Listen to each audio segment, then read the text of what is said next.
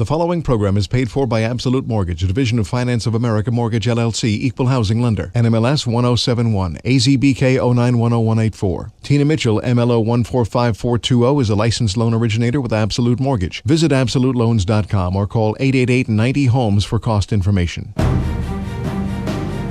You're listening to The Money Hour with your host, Tina Mitchell, sponsored by Absolute Mortgage, a division of Finance of America Mortgage.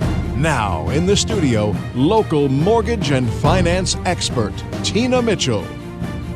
Welcome to the Money Hour at 11:50 a.m. KKNW this Saturday, June 18th show. I am your host and mortgage expert Tina Mitchell, bringing expert advice and inside knowledge on today's events in our local economy and how it's going to affect your money.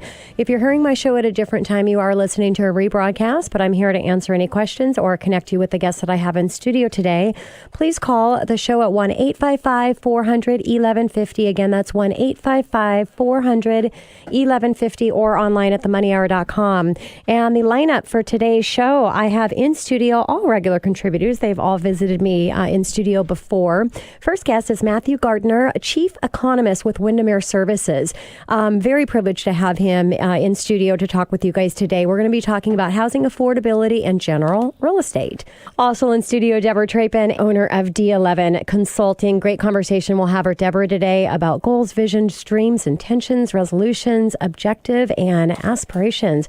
How personal development and uncovering your purpose, it all ties together. And last guest in studio, Kathy Moreau with Remax Performance Plus.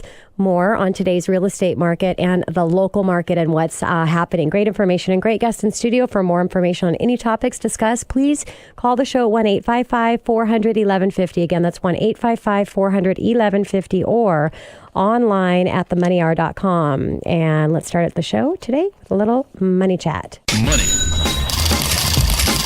Money.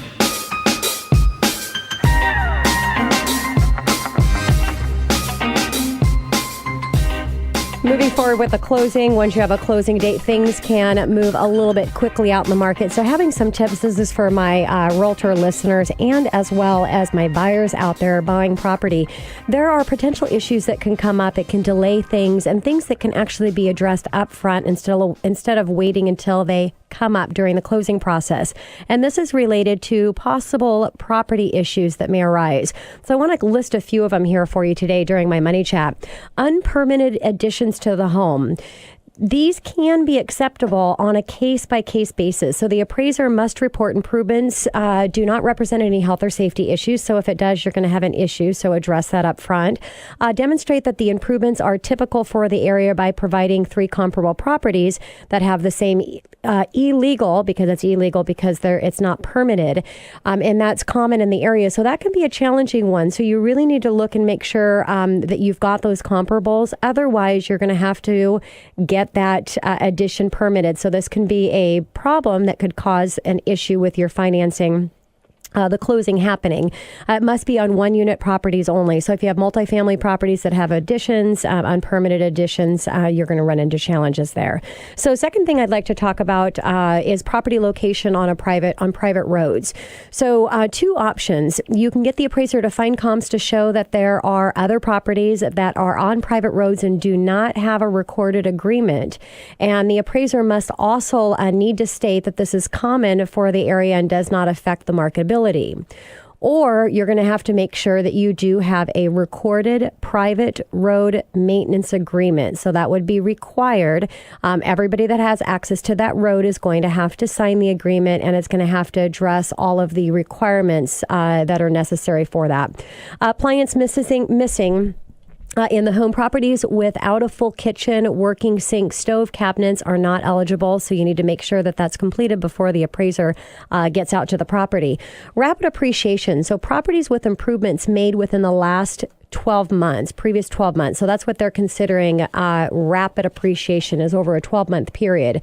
Exceptions on this can happen as well on a case-by-case, as long as it's non-arm's length transactions are not allowed. So that would be a buyer and seller that are related. So you would have an issue there if you were trying to close with rapid appreciation.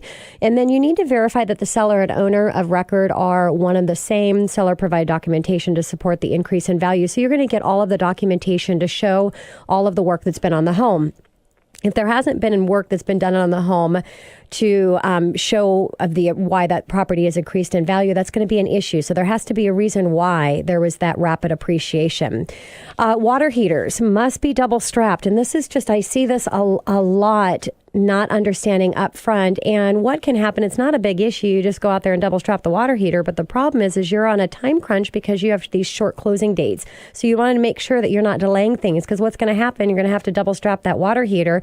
Then the appraiser is going to have another order is going to have to be submitted for the appraiser to go back out to the property. And the appraisers are really busy right now.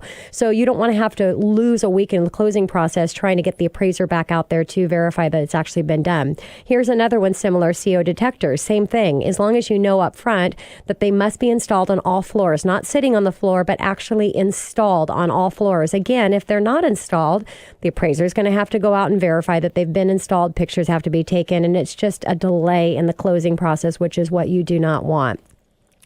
I want to go back to the rapid appreciation or property flipping. Now, conventional, there's no limit on property flipping. FHA, it is 90 days, and the date is based on the seller acquisition, the date legal ownership of the property. A new appraisal is always required for what would be considered under a property flip.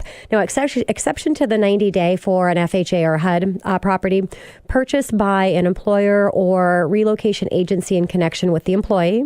That's okay. So then you don't have to wait that 90-day for on a purchaser that's utilizing an FHA loan.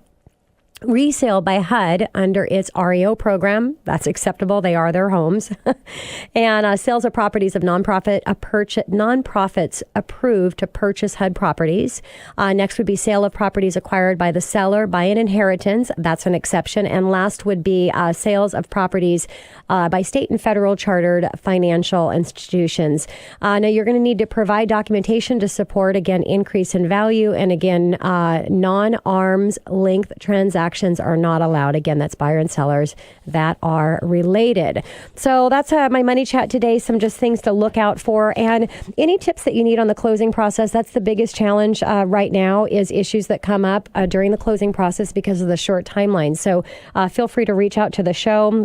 Go online to themoneyhour.com, or you can always call at 1-855-400-1150 and say you just want to take a chat with me.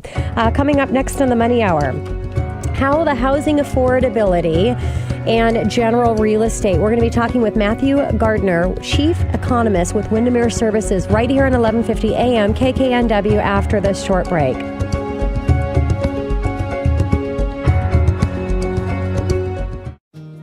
Hi, I'm Minnie Driver, and I'm here to share some important information about ovarian cancer. Although it's more common in older women, ovarian cancer can affect women of all ages, even in their 20s. There is no early detection test, and symptoms can be subtle. But even though you can't see it, you can take steps to get ahead of it by knowing your risk factors, such as family history of cancer and presence of gene mutations like BRCA. So talk to your family and talk to your doctor. Knowing this information will help you take control of your health and be more aware of the vague signs that could indicate ovarian cancer. We're learning more every day, and we will continue our collaborative research for diagnosing and treating this devastating disease. Be proactive. Know your risk factors, and the sooner the better. Just because you can't see ovarian cancer doesn't mean it's not there. To learn more about the symptoms, risk factors, and research, go to su2c.org/ovarian.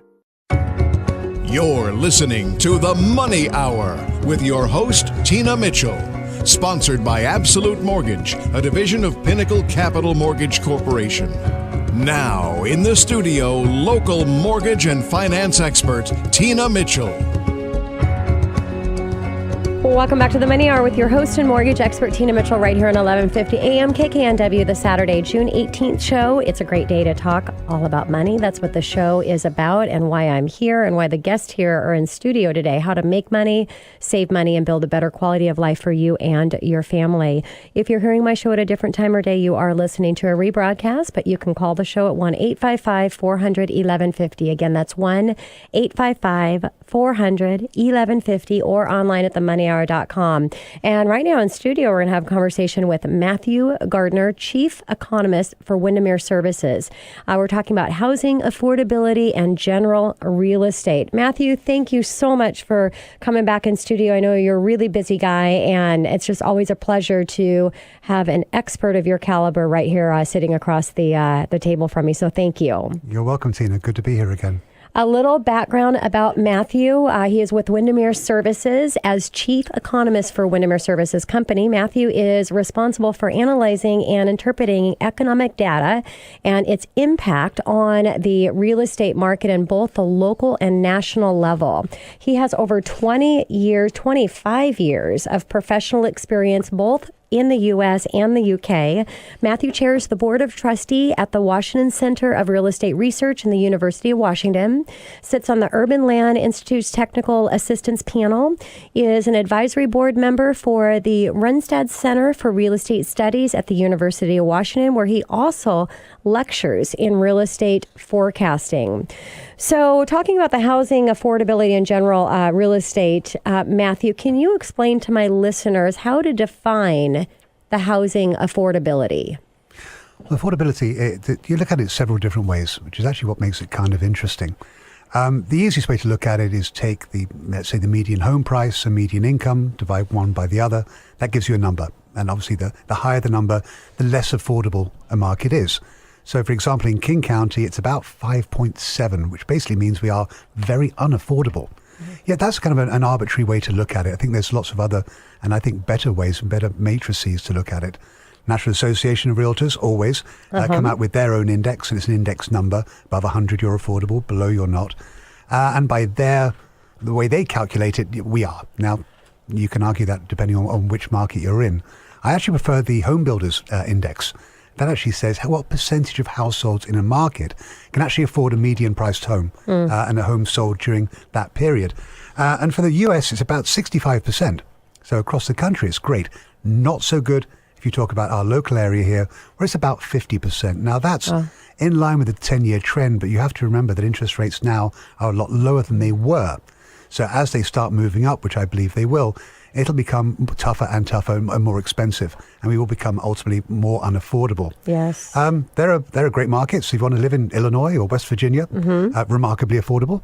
If you want to live in California, pretty much most of it, no, you're not. Yes, So yes. it So it's not so bad here when we look at the affordability. Compare us, if you were to look at, let's say, San Francisco, about 10.5% of households can afford a medium-priced house. Wow, that is crazy. That's 1 in 10. It's a remarkably low number, and I think that's going to cause some problems down the road. Yes. But I think when you think things in the bigger picture, what keeps me up at night really is housing affordability. Yeah. We got to that point where we've moved dramatically in terms of upward pressure on pricing. That's causing a lot of angst for buyers out there, certainly. Yes. I'm sure we'll be talking about that a bit later on. But affordability is a problem, and you tend to find it drops down in markets which have certain barriers to them, both natural as well as political. Here, of course, in the Puget Sound, it's great. We have lots of mountains, lots of water. Well, that limits your land supply. So limit supply, have new demand, prices go up. And then, of course, we also have political constraints as well, in growth boundaries, where you can, where you cannot build. Those things in concert make it an expensive market. And so certainly that's something I think we need to start addressing as we go forward in time, because at some point or another, I don't want this market to become unaffordable for everybody. Yes. So, Mathew, when you talk about, because that's a shocking in the California market at a 10%, how do their properties continue to appreciate when they have 10% that are able to afford housing? Few very, very high-paid jobs. So you go to Santa Clara, San Francisco. You got a median income there, probably in that $140,000 to $160,000 range, compared to us here, where it's about $90,000. That certainly helps. Yes. But it does mean an awful lot more people rent than own. Yes, of course. The median sales price in the Bay Area last quarter was about $1.2 million. Wow. And it was it's half of that in the Puget Sound. Yeah. And it's kind of exciting when you look at that, because we, being Port Rim City, we follow our other Port Rim cities and always just a step behind. So you can see we are definitely a step behind. So, Mathew, how do we compare the other markets in the U.S.? Well, we're kind of middle of the road. So I think over time what you're going to find is that people are going to start migrating. They're going to move from the middle part of America to both coasts and the Southwest. As we get older, we're going to move into the warmer climes. Both coasts are going to do remarkably well. So we're seeing upward pressure on pricing here. We are in Oregon. Obviously, we've already seen it in California. Yep. On the other side, you're certainly seeing it in New York. Again, one of the least affordable housing markets. Yet Washington, D.C., not so much. Yes. Blame the government or not. But another conversation. Yeah, exactly. As you go further down into Florida, to a degree still affordable, but that's certainly changing. So I think over time, what you're going to need to look at is where are the markets that are growing economically? That's the most important thing. Okay. So if we're creating jobs, you create demand for housing. Yes. If you're not creating jobs, you're not. Yes. So in markets like ours, I think we're remarkably lucky today. We've really diversified away from, let's say, relying where Boeing went, which is very much what we did in the 70s and the 80s. We diversified, but we diversified into dot-coms. Again, not the smartest move known to man. And that meant that our 2000 recession was actually remarkably hard. But as we diversify, we actually broaden that employment base. That's going to be good. However, and there's always going to be another but, because I'm an economist, and the but is right now Amazon.com. Amazon's employment is just frenetic. Yeah. So you look at the urban markets, they're employing several thousand people a month, it feels like. That's also driving that market. Now, will they continue? Well, we all probably have Amazon Prime memberships, Yes. but I think that I'm a little bit concerned by that. Okay. All right. So, Matthew, what about, why home prices here rise at a faster rate than many of the other markets around the country? And we talked about employment. Are there any other reasons that, for that? Yeah. As I mentioned earlier on, we've really kind of got these constraints, these land constraints. And let's say if you look at the Puget Sound, it said a lot of water, a lot of mountains. So our land supply is already finite, unlike, let's say, Houston, whereby you basically kind of keep on building as far as the eye can see. You can't do that here. Secondarily, and again, it's the point which I mentioned, which is growth management, urban growth boundaries. We've defined where you can and where you cannot build. And that, I think, to a degree makes sense. I mean, we don't want to see a lot of sprawl, similar to, let's say, Phoenix, when basically you kind of land in Phoenix Airport, for example, and you rooftops and swimming pools as far as the eye can see. Yeah. We don't want that. We don't like it. However, at some point in time, we need to start considering these boundaries and whether they are still appropriate or not. If they are, then perhaps we need to consider some adjustments in zoning. And certainly we're finding that in Seattle right now with the Harler group that the mayor's created.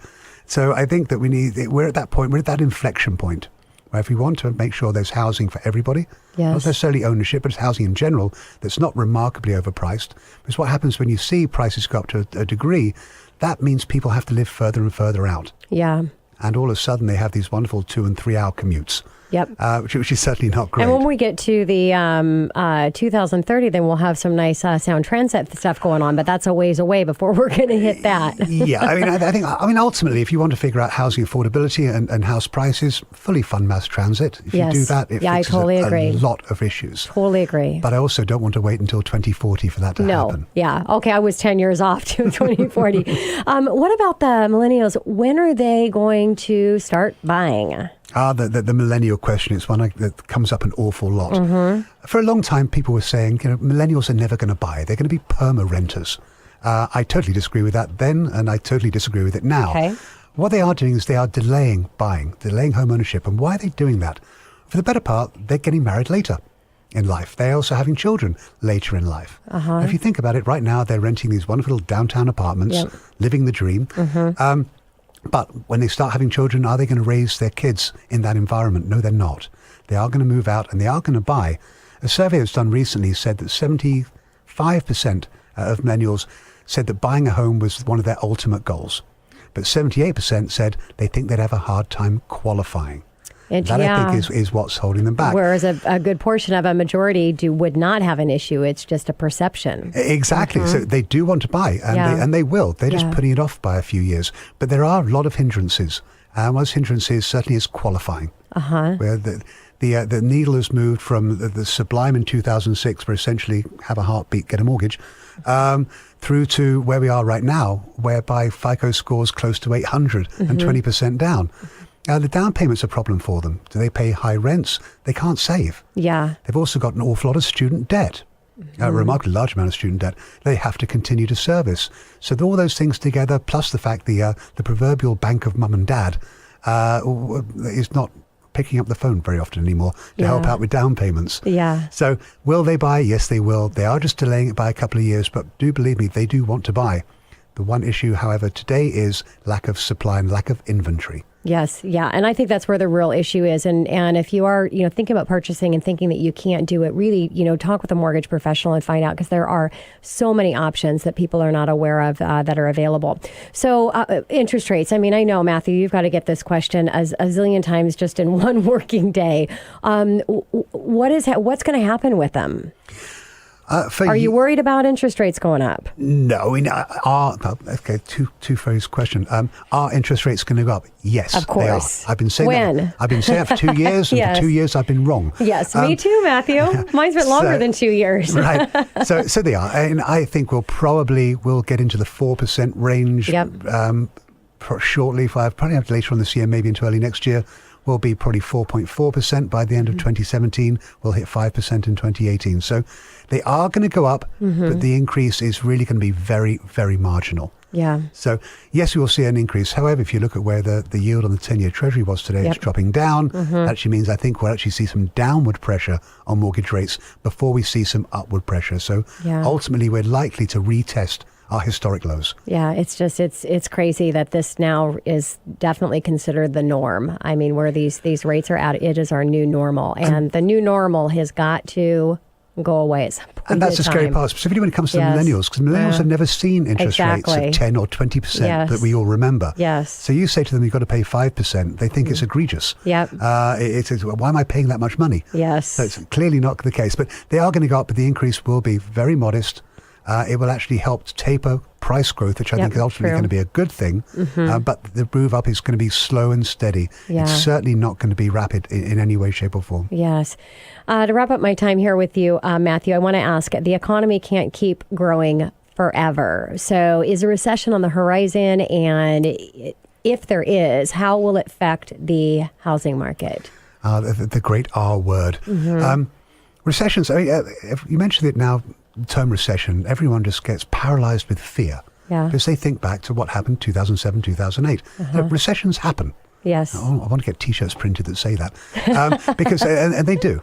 So are we going to see another one? Yes, I believe we are. My forecast right now is probably late 2018, early 2019, we'll see a business cycle recession. It's okay. We've had 47 recessions since 1776. So they do happen. It'll be fairly mild, fairly modest. It might be a bit longer than average. It might last about a year.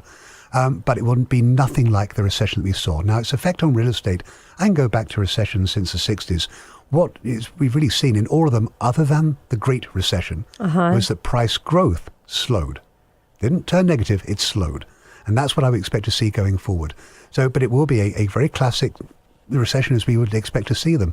And they do happen about every 8 years, historically speaking. We will see it. Is it anything to be worried about when it comes to real estate? No, but it will not be a real estate-driven recession. Got it.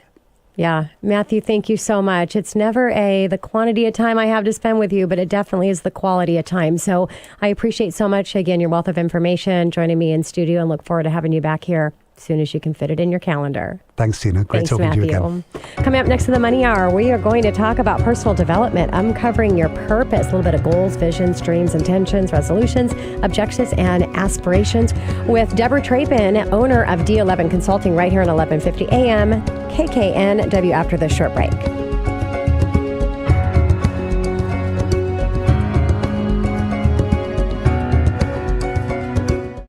Are you a woman in business or a brand that wants to help them figure out how to take their business to the next level? Do you have questions about how to effectively and safely use social media to build your brand and business? Are you ready to live your purpose out loud every single day, but not sure how to make it happen? Are you looking to start a thriving business, uncover new ideal clients, or find your dream job? Have you been trying to put your brand story together, but keep getting stuck? Deborah Trapin of D11 Consulting is a well-respected expert who speaks, writes, and consults on the topics of personal brand, digital marketing strategies, and living a fired-up life.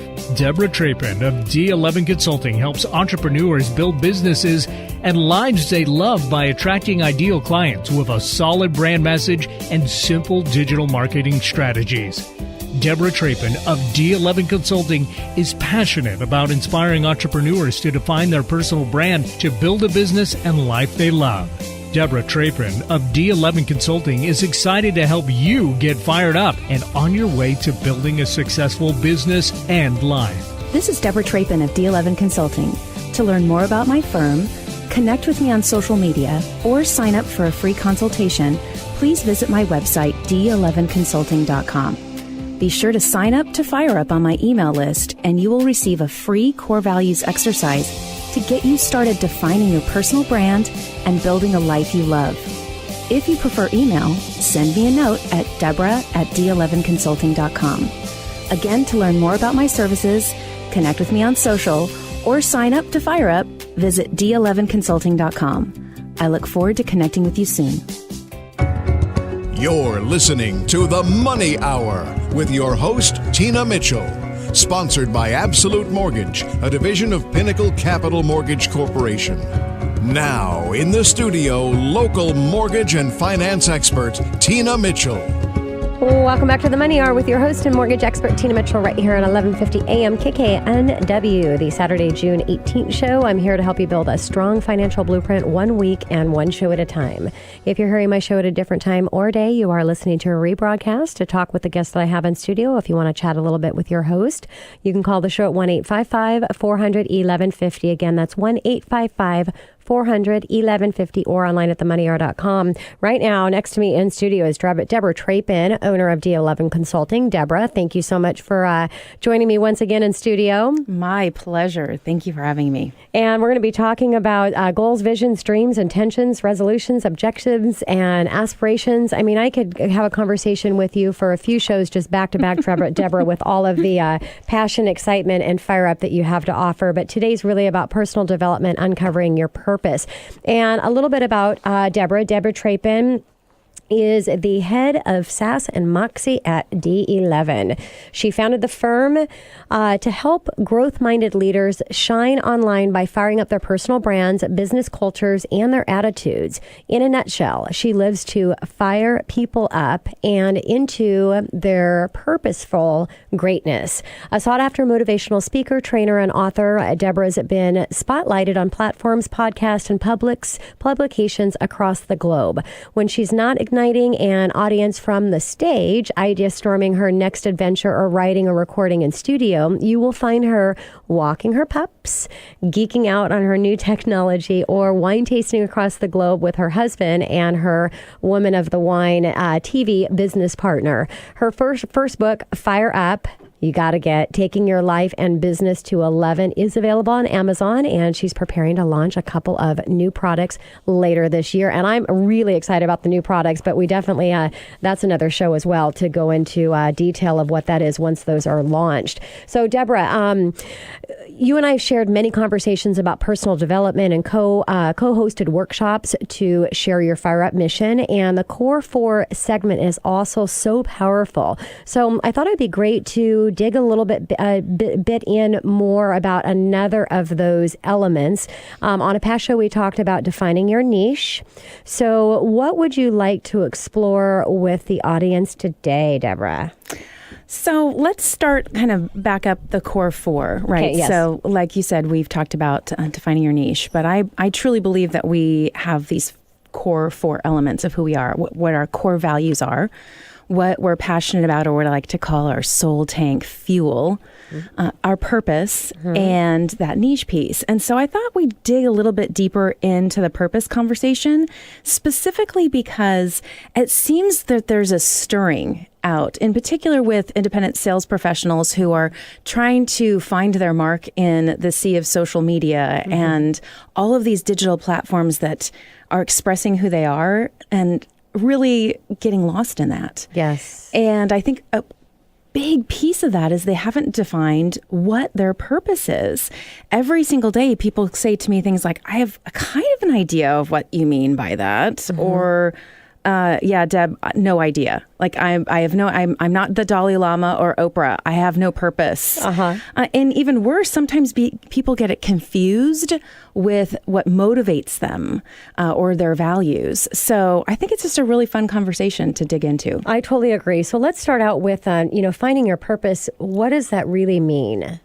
Yeah, your purpose, for definitions in this particular process that we're talking about, is what I love to call your tribal talent. If you go back to when we lived in tribes, people had purpose. They had something they brought to the table, whether it was the person who clothed a tribe, was the evangelist, the leader, the teacher. We had elements that we brought. That doesn't mean the teacher was the only person who could teach, or the evangelist was the only person who could evangelize or inspire. It meant they were the leader in that particular purpose. And I think what that allows you to start seeing is we all have a village, a squad, a team, whatever we want to call it. And there is something that they're coming to us for. And so it's really important to recognize you do have a purpose. Second, it usually comes so naturally you don't even recognize it's your purpose, which is one of the favorite parts of what I do as a coach when it comes to uncovering this, is that people just are walking down the street and living it out loud, but they have no idea. So discovering it is, of course, fun. And then this is the big one. Your purpose is not unique. Like, I think most people get stuck on the fact, well, other people do it, so it can't be my purpose. That's not what makes it unique. You make it unique by how you do it and where you do it and who you're doing it with, which that's what makes your purpose unique. Yeah, so I'm glad you gave a definition, because for me, about uniqueness and shining as your unique individual, and to hear that your purpose and is not unique. So it is unique and special to you because you make it your own. And, that's awesome. Everything that we really do, our practices, the core of components of what you need to be successfully personal and professionally, they are what they are, but it's you that make it your own and make it unique. So thank you for that, Deborah. So can you explain how people confuse their purpose, their why, and their values? You bet. So I work a lot with the unspoken generation we call Gen X. We talk a lot about boomers, we talk a lot about millennials, but we don't talk a lot about Gen X. And Gen X they're the movers and the shakers, man. They're the spenders. They're the ones who are in the core of their shining time. And I work a lot with Gen X females, specifically because they're coming to me, they're either raising small children because they started a little bit later because their career was first, or they are raising tweens, and so they have all this crazy, some are even empty nesters. And so when we start the purpose conversation, most of them freak out a little bit. They cringe because they feel shameful that at this age, I don't know what my purpose is. And unfortunately, what happens is most of them go to their children being their purpose, or another individual being their purpose. And that's always the point where I'm like, stop in the name of love. That is not your purpose. Your purpose is never attached to another human being, right? However, you have to start by saying, okay, shame off me. Now what do I do, right? You have to recognize that if your purpose was attached to someone else, then before they existed and after they're gone, that means you have nothing.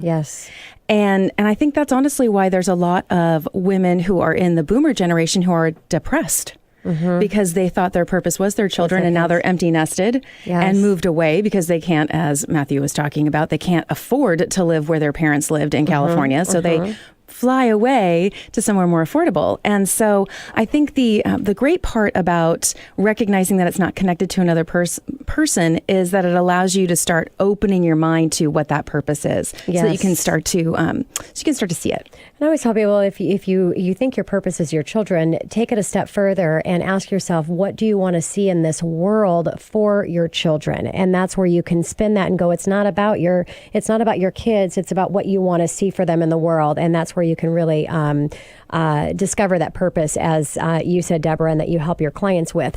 So can you share some examples of a simple purpose statement for some of your past clients? Sure. This usually helps trigger the process for a lot of people. Some are, I'm the peacemaker. I entertain people. I listen to and comfort people. I connect people. I inspire people. I teach people. I solve problems. I feed people. All the nurturers out there. Yeah, we all love to be fed. And so the people who love to cook and nurture through food, like that is your purpose. Own it. Not mine. I'm the inspirer. Yes. But we all love to eat, right? Yeah. The encourager, I speak truth. You know, there's something about you that's naturally coming out. And you can see as I read through that list why people get it confused with parenting or with another person, because you're using a lot of those talents, even if it's not your specific purpose, you're using a lot of those things in that interpersonal relationship. Yeah, and I know you have a list of exercises and questions and things that you put your clients through when you do your live workshops. Where can people go, Deborah, to get some of these exercises that you give? You bet. Before you go into the actual exercises, one of the fun things that I always tell clients is start listening. Okay. Listen.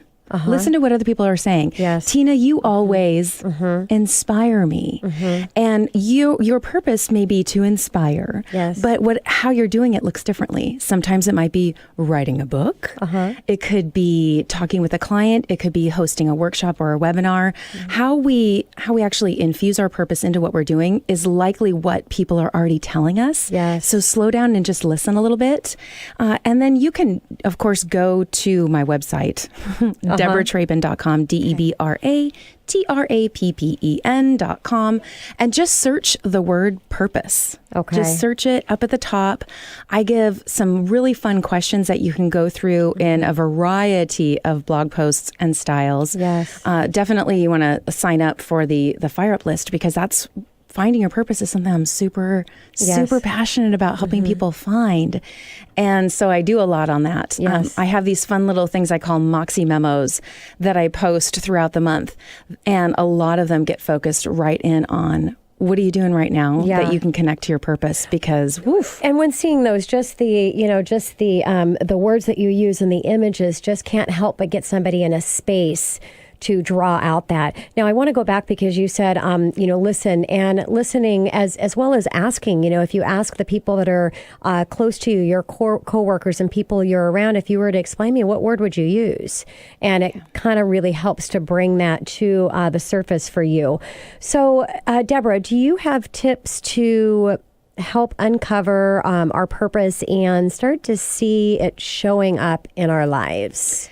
Yeah, I think that the easiest way after listening is to start actually focusing on yourself.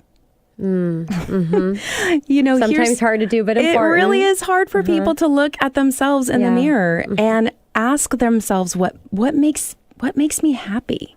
What actual conversations do I have in my day that set my soul on fire? Because your purpose is likely in there. If you're the problem solver, you might be that person who always loves those shows where it's related to problem solving. It's going to show up in a lot of different ways. So what you watch on TV, what books you read, even the people that inspire you around you that are triggering those conversations and sparking those conversations that get you riled up. Another one is, again, we talked about this earlier. When it comes so naturally to you, you don't see it. So once you see it, start celebrating it. So when you are when you inspire people, and you understand that is your purpose, you can start to see the days where you're working it. When you are really out there living that purpose out loud, when you've had a class, when you've had a great discussion about a topic that's inspiring someone else, you actually, at the end of the day, you feel more energized than you did when you walked out the door in the morning. Yes. So what that starts to tell you is, okay, that was a trigger for me that allowed me to plug my purpose in. I need more of that. Yes.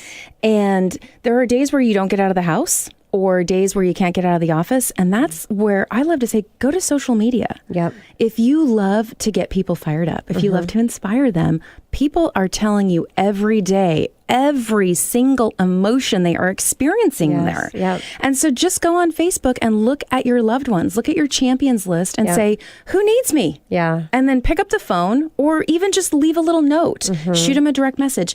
Living your purpose doesn't have to be something you're doing face to face. It really is something that you can infuse and work into your everyday life in lots of different ways. So don't get stuck on having to be the Oprah or the Tony Robbins. Yeah. Be yourself in your own tribe. They see you that way. Makes total sense. I've got less than a minute, Deborah, and I want you to leave my listeners with a call to action or just one homework assignment that they can do. You bet. So if you head over to the website, again, DeborahTrapin.com, and you search the word purpose, you are going to see 6 questions. You're going to see 6 questions. Actually, the name of the blog post is the same as the segment, which is Uncover Your Purpose. So when you go to the site and you write down those questions, go through the process. The last one is uncovering or defining your core values, which I'm sure we'll talk about on a future episode. I know we will. That's where you really are going to dig in and you're going to take this next level. So start with those first 5, and then when you're ready, jump into the number 6. Wonderful. Deborah, thank you so much. It's great to have the professional side, the personal side, bring them together because we need to have both. And so I just appreciate you and everything that you do for my listeners. You bet. My pleasure. Coming up next to the Money Hour, real estate market and today's buyers and sellers with Kathy Morrow with RE/MAX Performance Plus right here at 1150 AM KKNW.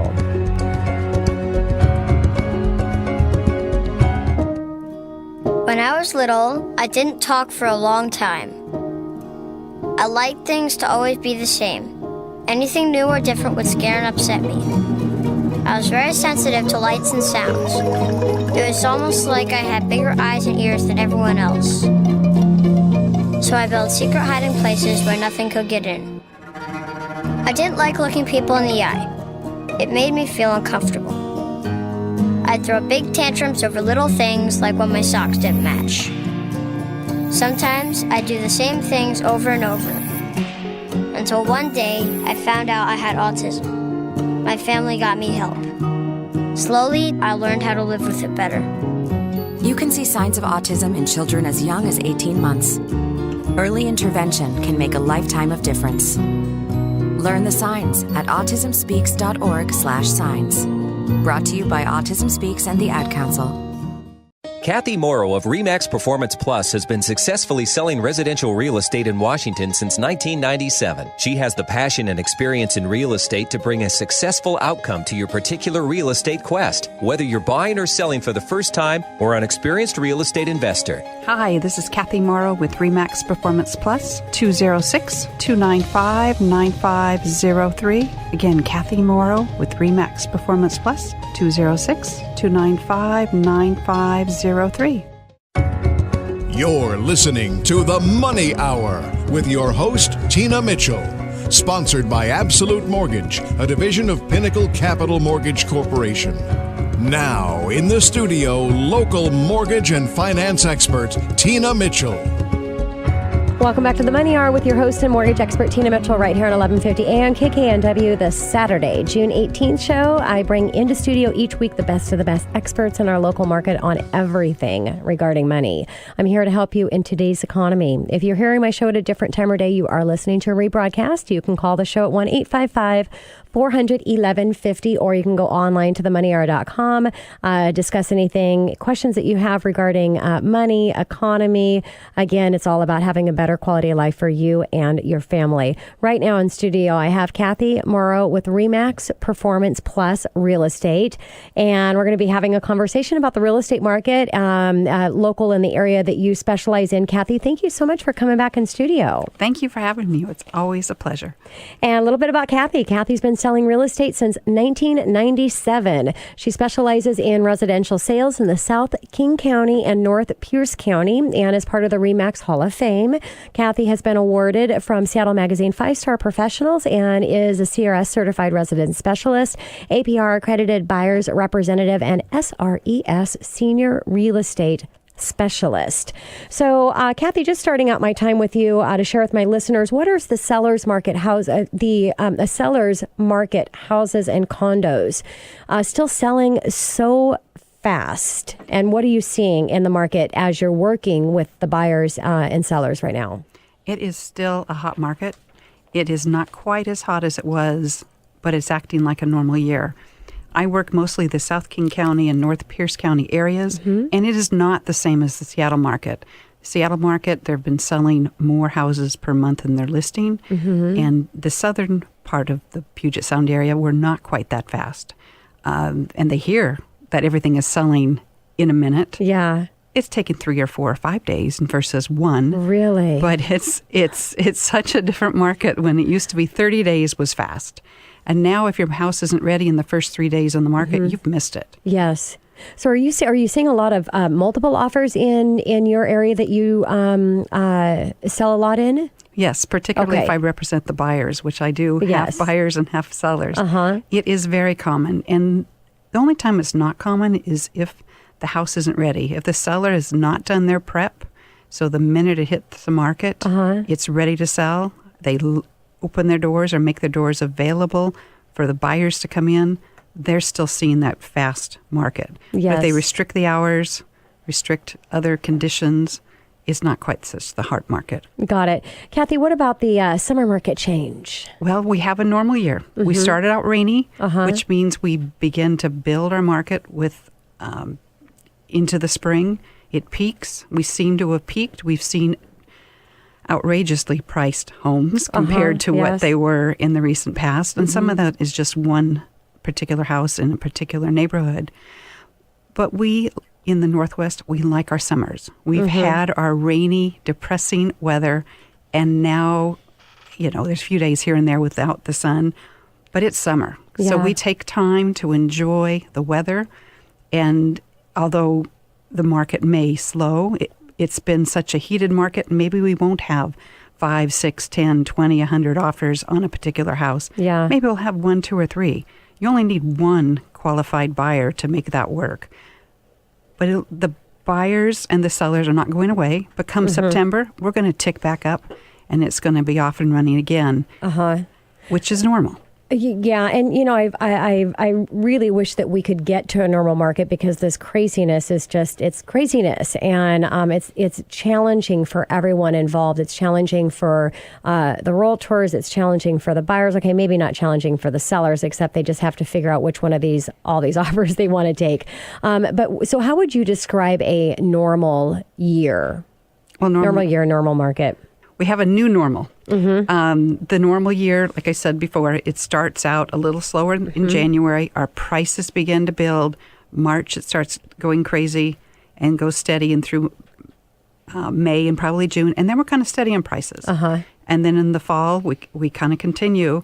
May take a slight dip after the election this year probably. And then back again in January, get our price increase. I think we're talking about the market and how fast it can go. Again, it depends on that seller's prep. If the seller has done their job of getting it ready, then it will sell. But then we've got the buyer that needs to do their job too. Yes. And in the recent history, I found some of the buyers have gone on to these great online pre-approval process, only to discover they're not approved for anything. Yeah. And they need to go back to additional mortgage reps such as Tina, who can actually get them pre-approved all the way through underwriting. Yes. So that when they need to make an offer on a house they've seen 2 hours ago, and if they don't make the offer, they will lose the property. They need to be all the way through underwriting, because sometimes they're not even putting financing contingencies into offers. They're not doing appraisals. They're not doing anything that will protect their financial interest. And if they have put all this out, including non-refundable earnest money, most of my clients can't afford to throw that money away. Yeah, so I mean, this is really important to listen to what Kathy's saying. If you're a buyer, you've got to be prepared. You've got to be prepared in what you're willing and not willing to do as well, and understand what the risks are when you start waiving some of these contingencies. And the approval process, yes, having a solid approval from pre-approval from underwriting is a must, but also it's a must to understand what that pre-approval really means. The pre-approval is based and subject on the information provided at loan application, which means if you have any changes to your financial situation, it's going to be adjusted. And so understanding how that really works is a key part of it as well. So thank you so much for bringing that up, Kathy. So record sales in May. Yes. Can you talk about that?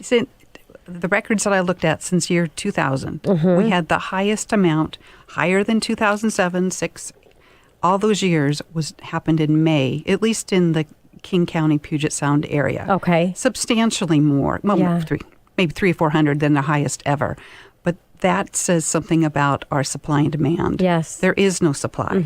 And as scary it is for those buyers trying to buy a house and everything else, it's scary for those sellers. Yes. What if they don't have a place to go? Yeah. Their house sells that first day on the market, and they have to plan to go somewhere else. And it's not a question of if it will sell, it's what price it's going to sell for. Yes. So it is all good, but yet all scary. So we know we're not short on buyers. We've got plenty of those. We know we're not short on money. I mean, interest rates are historical low, new norm, but historical low, getting ready to hit another one, as Mathew said. Banks are lending. They're not lending in a risky way, but they're lending. What we're short is we're short the sellers. We're short the properties. And so there's always going to be that balance and it's missing something. So it's taking advantage of the areas that you can. So what does a seller need to do right before they're putting their home on the market, Kathy? How are you advising your sellers? Well, pricing it right. That's one thing that matters in any market. You price a home in the Northwest, we're polite society. We believe that you want the price for your home. So if it's priced too high, we're not going to sell it. If it's priced too low, if you don't get lucky and get that multiple offer, you might leave money on the table and have a reason to sell. But I really tell them to get ready to, landscaping's got to be perfect. The staging's got to be perfect.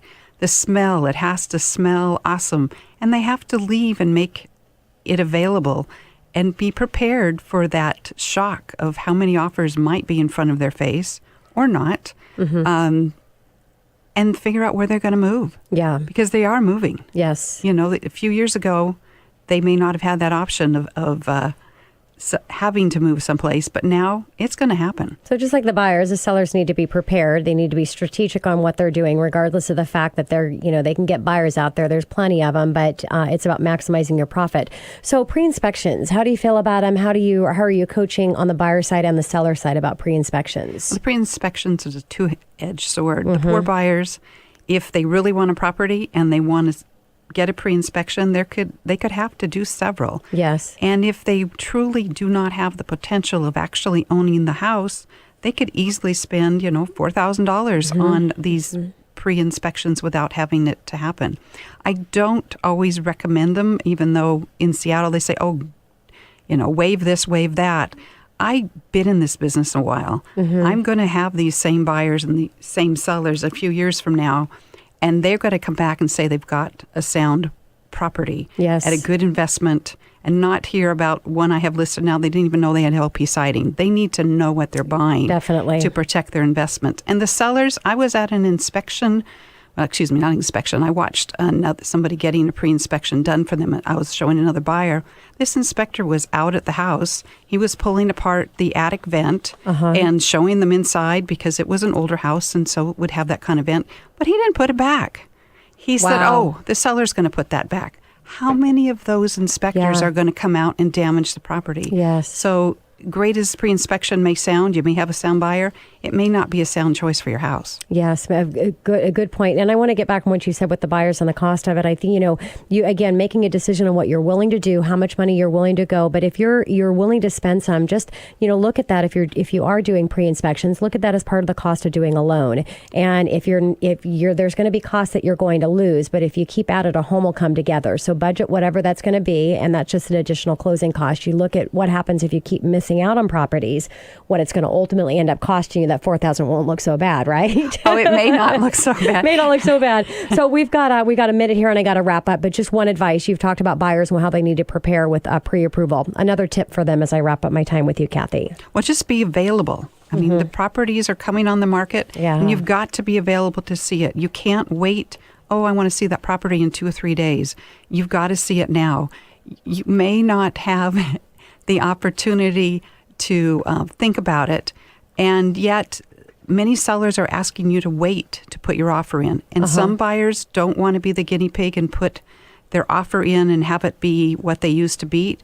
But sometimes sellers don't wait for that deadline. They see an offer that looks good enough, and they'll take it.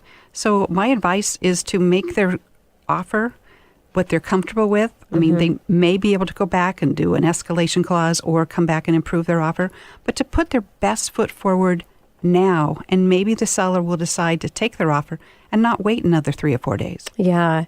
So for all you buyers out there and sellers as well, I mean, Kathy works with both of them, but I want to end this with the buyers is really having an expert that can walk you through the process, because every offer is different.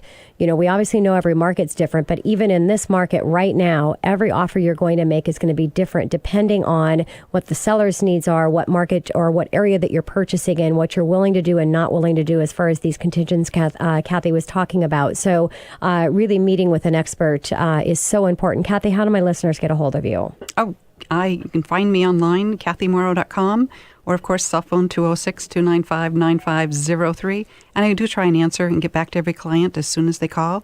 I do, however, life. So if I miss you, I will get back to you. It's all good. You can always go to the Money Hour as well and catch Kathy there online, catch her segment if for any reason you missed it. And Kathy, thank you so much for coming back and joining me in studio. Thank you. This is your host and mortgage expert, Tina Mitchell, signing off for the day, saying goodbye. Enjoy the rest of your weekend. I will be here same time, same place next Saturday right here on 1150 AM at KKNW.